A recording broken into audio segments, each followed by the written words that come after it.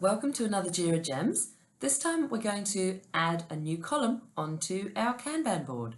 So as you can see, the project that I have here, we've got 3 columns: to do, in progress and done, and I would like to add a testing column to that. So how do we do this? Very simple, you'll be happy to know. See these little 3 dots up here in the top right corner? Click on those little 3 dots and go to board settings.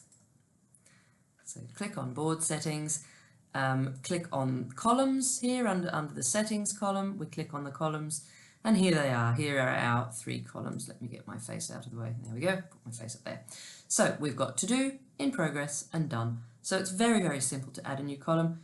You've got here add status and add column. So the status, that's these things down here. So you can see this is a column up here called to do. The status is also called to do, but this, you can move this around if you want to and move it out there to unmapped statuses or into a column. So these are the statuses. So the first thing you do is you add a column.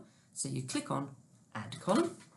I will type test and click on add.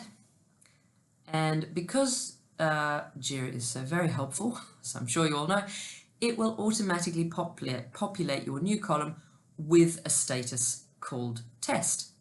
But if you don't want that to be the status, maybe you want it to be called something else, you can just get rid of that and click on add status, and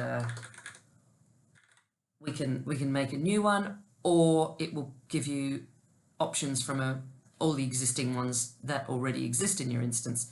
Now, it is pretty bad form to just keep on creating statuses, so it's very, very good if you can use one that's already there. So I'm going to use this testing one and add that, and it's put it under here, unmapped statuses. So here it is, test is the one I removed, testing is the new one that I've just added. So I just click on that and drag it into the test column, and there you go. So now I've got to do, in progress, test with a status of testing, and done.